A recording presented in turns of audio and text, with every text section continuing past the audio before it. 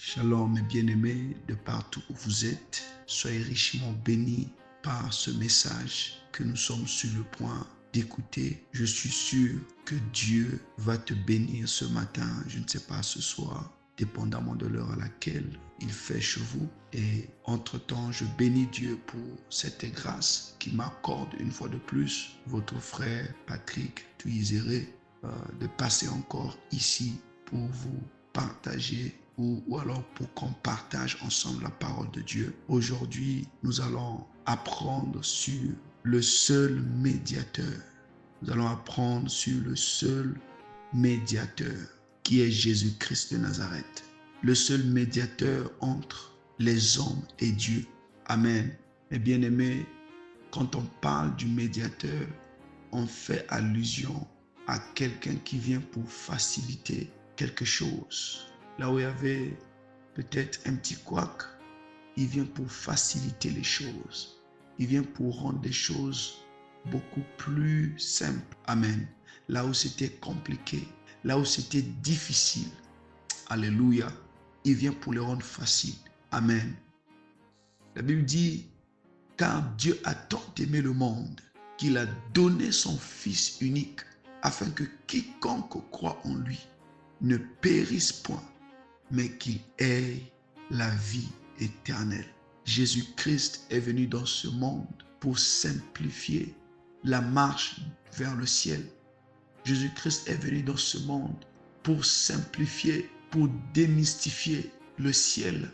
Ce qui était difficile pour nous, ce qui était incompréhensible pour nous, Jésus est venu pour les rendre compréhensibles afin que nous puissions hériter le royaume des cieux. Mais avant tout, nous allons lire la parole de Dieu, comme ça nous allons plonger ensemble et nous apprendrons ce que l'Éternel a prévu pour nous aujourd'hui. Alors, nous allons ouvrir notre Bible dans le livre de 1 Timothée, chapitre 2, verset 5, au nom de Jésus, je lis. Car il y a un seul Dieu et aussi un seul médiateur entre Dieu et les hommes, Jésus-Christ, homme. Amen. Alléluia. Gloire à Dieu. Mes bien-aimés, quand nous parlons du médiateur, nous pouvons le considérer comme un porte-parole, comme un représentant, comme un élément principal du film, un élément principal d'une histoire, un élément principal d'un événement. Alléluia. Dans la réconciliation entre l'homme et Dieu, Jésus a joué un rôle très important. Il a joué un rôle crucial. Mais je ne veux pas beaucoup m'appesantir sur le rôle qu'a joué Jésus, mais je veux beaucoup plus parler de l'amour de Dieu révélé à travers Jésus-Christ. Mais bien aimé, je veux m'appesantir un peu sur l'amour de Dieu. J'aimerais dire une chose, l'amour coûte cher, l'amour a un prix.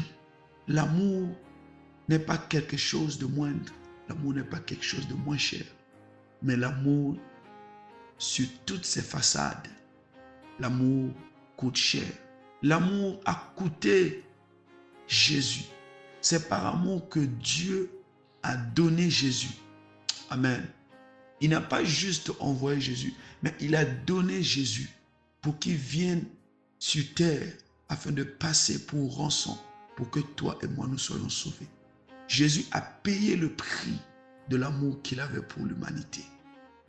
Jésus a payé le prix de l'amour qu'il avait pour toi et moi, pour qu'aujourd'hui nous soyons appelés les fils et les filles de Dieu. Amen. Laisse-moi te dire, il n'y a rien pour rien, mon frère, ma soeur. Laisse-moi te dire que toute chose dans cette vie a une marche à suivre. Laisse-moi te dire que toute chose dans cette vie respecte un certain nombre de principes. Je vais vous parler de la vie que nous menons tous les jours. Tous nous connaissons ce que c'est le code de la route. Lorsqu'on est en route, on veut se rendre quelque part. On tient toujours compte du code de la route.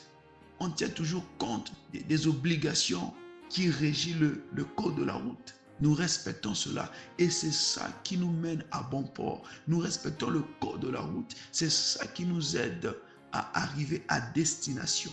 C'est pareil ici. Dieu est en train de nous révéler que il n'y a rien pour rien. Amen. Mon frère, tu ne peux pas devenir saint par accident. Je ne peux pas devenir saint par accident. Je ne peux pas être appelé enfant de Dieu par accident. Non, cela ne peut pas arriver. Tu ne peux pas aller au ciel par accident. Je ne peux pas aller au ciel non plus par accident. Mais il y a une marche à suivre. Il y a un prix à payer. Oui, Jésus a payé le prix pour nos péchés. Mais toi aussi, tu dois payer le prix pour marcher vers le ciel. Il y a un prix que tu dois payer et ce prix révèle l'amour que tu as pour ton Dieu. Nombreux disent qu'ils aiment Dieu, mais nombreux ne payent pas le prix. Nombreux disent qu'ils veulent aller au ciel, mais nombreux ne payent pas le prix pour aller au ciel. Mon frère, ma soeur, toute chose que tu aimes, toute chose auquel tu portes de l'amour, exige un prix à payer. Amen. On ne peut pas prétendre aimer Dieu et continuer à marcher dans l'impudicité. On ne peut pas prétendre aimer Dieu et continuer à marcher dans la masturbation. On ne peut pas prétendre aimer Dieu et continuer à marcher dans les mensonges. On ne peut pas prétendre aimer Dieu et continuer à être des faux chrétiens ou alors des fausses sœurs. Nous le savons dans la Bible. Jacob, il aimait Rachel. La Bible nous fait croire que Jacob a travaillé pendant 7 ans pour avoir Rachel. Mais en dépit de cela, on ne l'avait pas donné celle qu'il voulait. Mais qu'est-ce qu'il en a fait? Il a encore travaillé pendant 7 ans pour avoir Rachel. Cela veut dire quoi? Si on aime Dieu, nous devons sacrifier nos désirs, nous devons sacrifier notre volonté afin de vivre la volonté de Dieu. Dieu a tant aimé le monde. Voilà pourquoi il a sacrifié ce qu'il avait de plus précieux pour nous sauver, pour nous démontrer son amour. Si nous voulons aller au ciel, nous devons aussi sacrifier des choses qui ne plaisent pas à Dieu pourvu que nous y arrivions. Que Dieu nous bénisse abondamment au nom de Jésus-Christ. Amen.